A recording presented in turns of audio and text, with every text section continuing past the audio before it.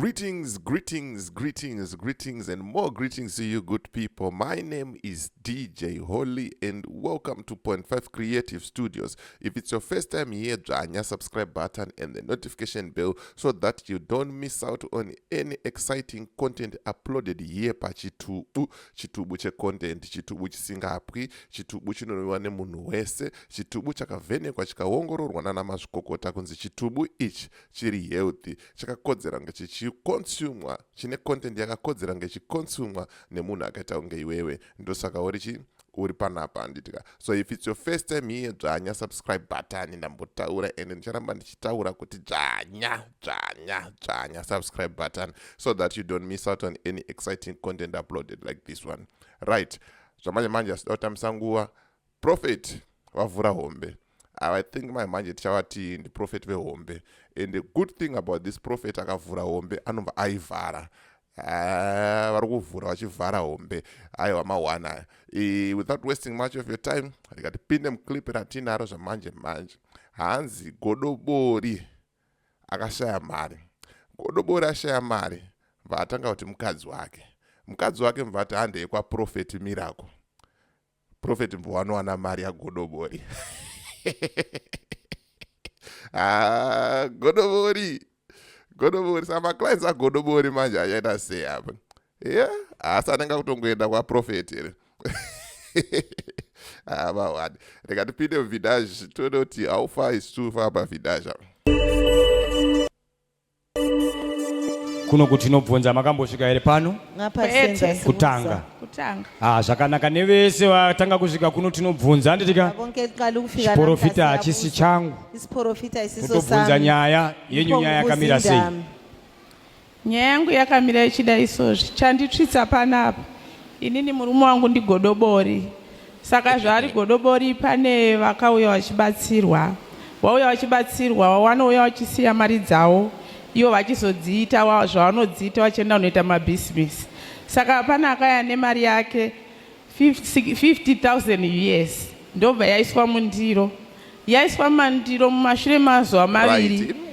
Zimbabwe hamuna mari. I think the best way to address situation in Zimbabwe, chikotaura kuti inini handina mari. Inzwai mari dziri kutaurwa apa. We are talking of 50,000 US dollar. And munhu ari kutrusta Godobori kusvika pakusiya 50,000 US dollar. Gaya sekuru. Mawani.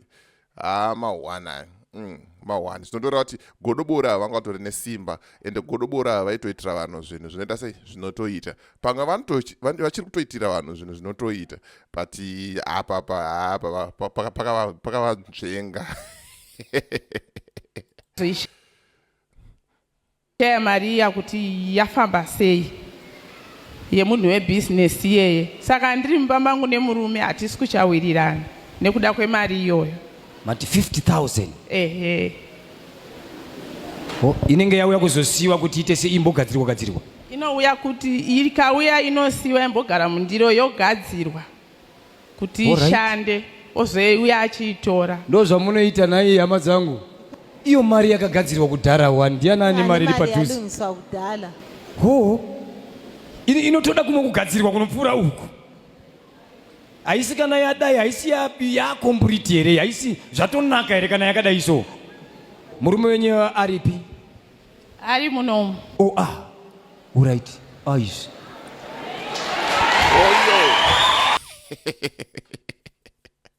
Oyo, Godobori. Ukona Godobori vapeta sekuru, vasiya pride, varongedza pride sekuru dzematare, vakati takuenda kune munhu waMwari, zvinhu zvaoma. Asi mafanizi ayo, asi tombori mafanizi kana kawani. Aripo, ngatimunzwe kuti ari kuti chiwe. Makadi Godobori. Ndiripo, makadi prophet. Tinofara zvedu. Kwakadini kwamunobva uku? Aiwa, machena, kwakanaka. Hongo. Alright. Nyaya iri kutaurwa neava yakamira sei? Mari dzacho dzinovhundutsa because hatisati takambodziona muupenyu idzi. Ichokwadi prophet. Zvinofamba sei? Inini semunhu anobatsira. Pane vanhu vanouya vakasiyana siyana mudare mangu vanenge vaine mabhizinesi avo. vanenge vaida kusimbisirwa mari dzavo, vanouya kwandiri ndovasimbisira. Saka chakazoitika nemudzimai wangu uyu ndechekuti pakauya munhu nemari iyi akaisa mundiro, ndiye wandakabva ndati aone nezvechi apota achitasa mari iyoyo. Papera mazuva mairi ndakanopinda mudare, bva ndatasa mundiro, bva ndaona hamuna mari, bva ndamubvunza kuti ko mari yaenda kupi. Iye ari kuti haazivi kune mari. Saka hatisi tombowirirana nokuti muridzi wemari iyoyi ane mazuva andakamutarira kuti auye kuzotora mari yake. Saka kana akati akuda kuya kuzotora mari yake, inini ndichishaya mari iyoyo, ndotangira papi naye profeti? Nekuwanda kwakaita mari iyoyo. Yakawanda.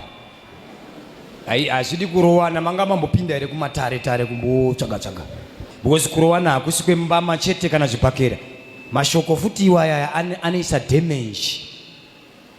Mukatokandirana mashoko anoisa damage kune mumwe, zvekuti dzimwe dzenguva imwe damage yacho inogona kutokura kupfuura arohwa mbama.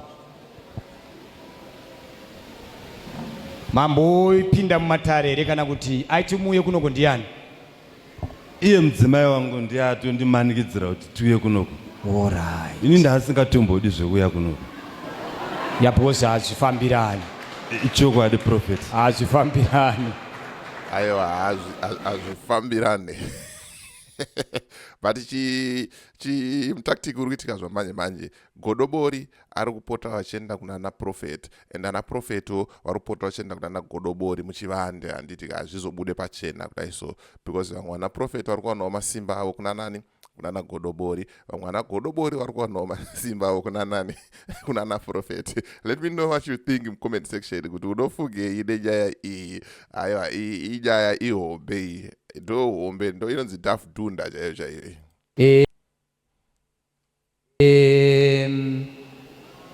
Pamba penyu pane gomba riripo rinorasirwa marara. Mariona? Ichokwadi, riripo. Muti uyu muti rudziwe. Kune mango nemushanje wechirungu. Right. Karoti kanoenda kutoilet. Ndora kuti muende kugomba ikoko, kanditika? Mosvika munofukura gomba. Mugomba imomo makaiswa mari. Mune wakadzi gomba remarara. Mugomba remarara. Imune wakadzi watatu, handiti? Wongu ndine barika. Muchenjerere pavakadzi venyu. Wani wacho achakukuwadzisai. Aiwa, ndazvinzwa profeti, ndiri kukumbira kuti mundudze kuti ndeupi wacho pavatatu apa. Godobori. Wani wacho achadi.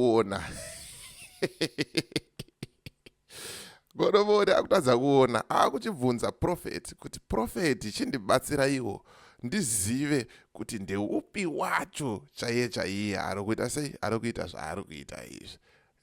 Aiwa, ndaisambobhilivha zvangu. I think ndakuita kutanga ndichibhilivha prophet ava. Ndakuita kutanga ndichitaka kubhilivha prophet ava.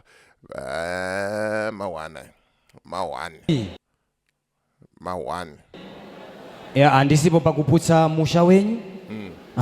Imi tangai maenda kugomba, munofukura, munotora mari varidzi, moichengetedza. Kana varidzi vauya, movadzorera mari yavo, kuitira kuti musazosangana nedambudziko rekunzi maba, kana kuti hamuna kuwimbika kubasa renyu kwamunenge muchiita. Endai munofukura pagomba. Asi pavakadzi vamuinavo, vakadzi venyu vari vatatu, handitika? Wani wacho mumungwarire. Wani wacho mumudini? Ndo masoko angu iwa, handina kuti nditaure zita kana kuti uyu neuyu. Pane jira ramakasunga panapa? Mune jira ramunogara makasunga? Ndine jira rangu randofamba naro. Rakaita sei? Bvumiro kuribvisa reretso reuvhimi. Okay. Munaro panapa?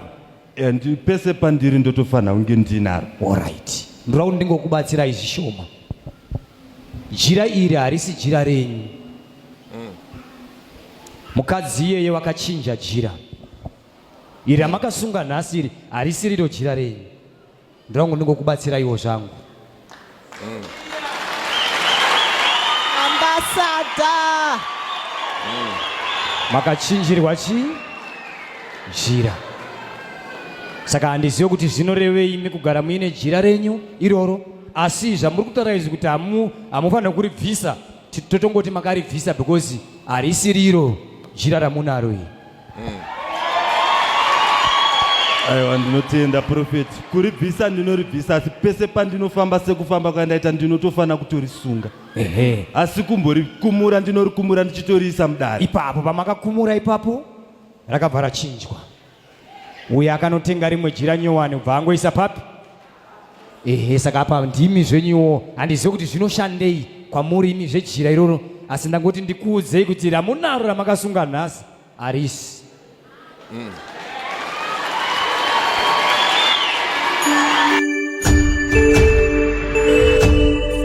Right.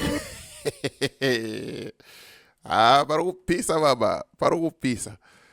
Mawana munoti chiine nyaya iyi, munoti ine dare rabatwa naprofeti, chiprofita chanongwa naprofeti, nemo.